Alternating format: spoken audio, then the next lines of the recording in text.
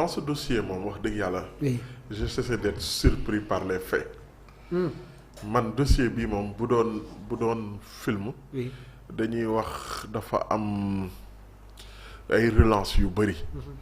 mu am li nga xamante ni kat daf lay tenir en haleine. oui parce que soo seetloo depuis Aziz Dabala mu décédé ba pare. lu ñu ci wax ñu taxal ñu ci arrêté dañoo xaw bëri. mais dafa am loo xamante ni je l'avais dit dès le début. que Nabou Leye ba ñu arrêté ñeenti ñële. oui bokk na ci Mamadou Lamine Diaw di Modou Lo. moom la ñu waxoon le cerveau. dañu arrêté waale woon Nabou Leye bi ñu ko dégloo libéré ko. dégluwaat ko libéré ko. après ci lañ ko moom su non dañ ko def sous mandat de dépôt. Nabou Leye c'est pas à première fois bi ñu ko déglee lañ ko nekk sous mandat de dépôt. dañu ko déglu bàyyi ko mu dem ñu dégluwaat ko bàyyi ko mu dem. avant que le juge d'instruction du ko mettre sous mandat de dépôt. donc elle avait tenu une version.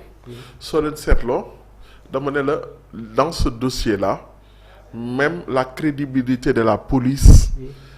dañ ko mettre sur la table parce que commissaire DIC bi fa nekkoon muy Adramé Sarr. bon xamuma looloo tax parce que quand un commissaire est remplacé sur la décision il y a pas une motivation. motivation moo lay permettre nga ne kii kat dañ ko jëlee fii yóbbu ko fii. wala jële ko fii yóbbu ko fii. c'est ça. la décision n'était pas motivée pour nga xam ne kat lii moo tax ñu wàccee ko. mais ñu bëri dañu waxoon ne à tort ou à raison. affaire Nabou Leye bi bokk na ci li taxoon ñu wàccee ko. li ñu wax mooy il avait fait une enquête à charge contre Nabou Leye. d'accord. donc bi ñu ko mettre sous mandat de dépôt. c'est selon ses proches kii nii jógew ci. am na ñu bëri xam nga instruction. waaw le juge d'instruction il fait une enquête à charge et à décharge. oui à charge mooy day xool li la taqal xool li la setal. xam nga un avocat. yow son avocat buy def plaidoirie. day def une plaidoirie à décharge. day indi les éléments de décharge. li indi sa innocence. des éléments d'innocence. la lay tegal. mënoo am avocat mu ñëw di wax ay éléments yoo xam ne daf lay taqal. loolu indi ko def mais instruction day xool le juge d'instruction day xool li lay taqal ak li lay setal. lan moo ci dal lan moo ci kii léegi nag. la DIC dañ ko ne woon dafa def. une enquête à charge contre Nabou Leye. ba tax ñu libéré woon Nabou Leye. mettre ko sous contrôle judiciaire mais bi ñu ko mettre sous contrôle judiciaire les faits nouveaux donc am na yu ci am. am na ñu ne nit ne ñaar y a des gens qui sont allés sur la toile wax ne Mamadou Lamine Diaw alias Modou Lo. daf leen wax ne. Tarba Mbaye moo ko yónni ak Nabou Leye ñoo nekk ci ginnaaw. yamul ci wax ko ñooñu ndax ñooñu rek seen témoignage ça n'a pas une grande valeur juridique. dafa dem sur le juge d'instruction. wax ak juge bi ne Nabou Leye ak Tarba Mbaye ñoo nekkoon ci ginnaaw ñoo ma yónni loolu tamit après dinaa la ñëw defal ci une petite analyse. D'accord. parce que nee nañ chantage vidéo la. parfois nit ki tamit booy xalaat il faut que Tarba soit extrêmement bête pour nit ki am sa vidéo nga ne amoo looy xalaat lu dul éliminer ko. une célébrité bu amee sa vidéo c'est un problème très facile à résoudre mooy lan. da ngay dem ci. cybercriminalité ne leen diw am na sama vidéo daf ma ciy menace ñoom tamit gis nga et c'est pour ça que j'ai aimé le commissaire Djidiack ñu def ko personnalité de l'année par la par Seneweb. D'accord. c'est des gens très très professionnels ay nit ñoo xamante ni maanaam ni nga daan gis policiers yi ñuy xët am kii beeg yooyu sincèrement cybercriminalité c'est des gens très professionnels dañ lay convoqué man convoqué nañ ma keneen nit convoqué nañ ko su may dem ñu wax ak yow laaj la nga tontu la ngay tontu donc après sincèrement ils le font avec respect quoi. léegi nag su la nit yoree sa vidéo au lieu que ngay dem nga ne da nga koy éliminer mais demal cybercriminalité c'est pour ça que gëm ne Tarba def ci takk dina xaw a jafe sinon mobile bi dafay oyof lool mobile crime bi day oyof lool ndax nit yor na sa vidéo rek di la chantage nga éliminer ko day yomb il faut plus que ça mais li ci am solo mooy Mamadou Lamine Diaw alias Modou Lo nee na moom Nabou Leye ak Tarba léegi nag avec l'information on a su que Tarba déglu nañ ko libéré li tax ñu libéré ko xam nañ ko léegi leer na dafa am enquête bi dafa demandé woon ñu def ay perquisitions sur les appels téléphoniques. D'accord. C'est pour ça que les juges sont il faut saluer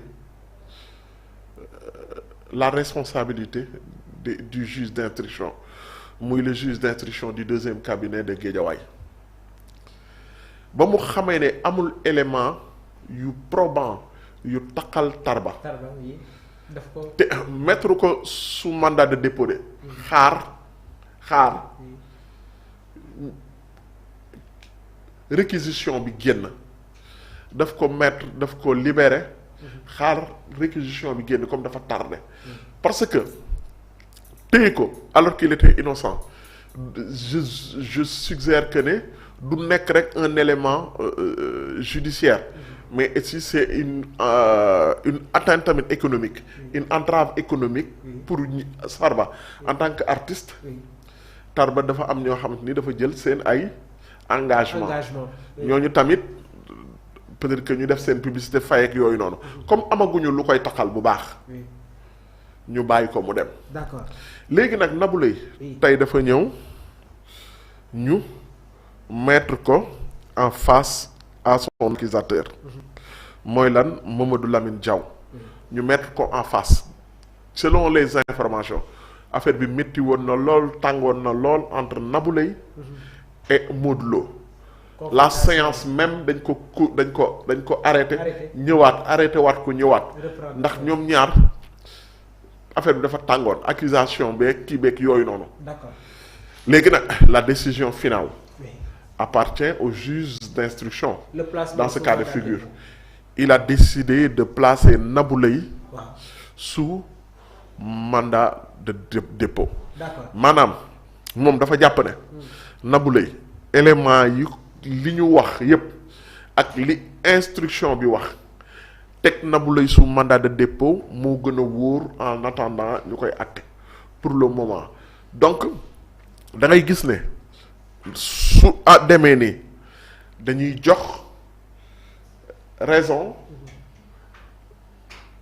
l'instruction première bi ñu defoon enquête bi ñu defoon ba tax ñu defoon Nabou Leye sous mandat de dépôt parce que selon certaines indiscrétions dëgg la am du dëgg mais selon certaines indiscrétions son téléphone a été borné ci lieu crime bi donc à heure bi nga xamante ni fa la coow li am léegi nag perquisition bi wanagul tamit que ne Tarba moom it moo nga fa woon. donc mën nañu xaaral tamit une autre convocation. non Tarba dinañ mën nañ ci xaar. mais Tarba li muy gën a xaar mooy ndax y a eu des appels.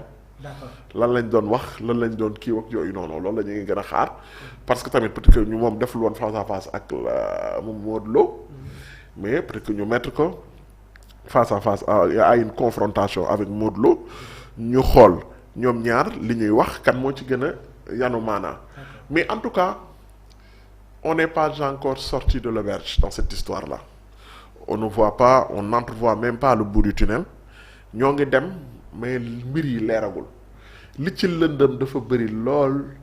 moo tax nag je demande à tout le monde ñu def attention. parce que Pape Cheikh mi ngi koy wax sànq mais vu que c'est un dossier pendant ñi nga xamante ne tamit ñi ngi siy wax. dañ si amaale tuuti parce que loolu dafa am solo. parce que pour le moment. Nabou Leye est présumée innocente. oui. Tarba est présumé innocent. Même Mamadou Lamine Diaw est présumé innocent. La décision de culpabilité. L'autorité de la chose. C'est l'autorité judiciaire moo koy jox. Oui. Mais pour le moment c'est l'ordre nat xam nga dans ce cas de figure. Oui. La plupart du temps xam nga l'autre jour Pape Cheikh ma ko doon rappelé dans une affaire su fekkee dafa am dañ ci tudd sexe. Parce que yenn yi scandale souvent sexe lay doon xaalis. Wala drogue. Oui. Si dans un seul dossier. élément yëpp dajaloo ci. day tax ne day passionner la presse. Passionner la presse nag day tax peut-être que nit ñi di ci wax loo xamante ni ëpp na. wala nit ñi di ci wax loo xamante ni parce que parfois il y a une course de vue. ba waral kii mais bon quel que soit nit ki lu mu ciy wax. ñu xam lenn. Aziz Dabala mook Wally Gano ñëpp ils ont des familles. Man j'étais très triste bi ma gisee yaayu Aziz Dabala di xool vidéo Daba Aziz yi nga gis ne mère bi malgré son âge li touché na ko lool et quand je vois la sœur de Aziz muy wax da ngay xam ne nii donc soo ciy wax rek bu ci dugg loo xamante ni après amagoo ci lu la leer. li ci am nag. yoon moo am autorité mooy autorité compétente. pour mën a wax ne lii am na ci lii am na ci lii am na ci sans y aller avec le dos de la cuillère. Très bien. yoon du am lu mu ciy nëbb dans sur la décision finale. D'accord. parce que. wax naa la ko démb Nabou Leye aussi elle a une famille. Oui. Tarba yéen wax na démb maa ngi ko expliquer elle est issue d'une bonne famille. mais yoon nag xoolul famille. culpabilité lay xool. D'accord. et que ñu suivre coow li fi mu yem. ban décision y a une décision jàpp nu ñu tudd décision nëgës ndiku bu ñu jël mettre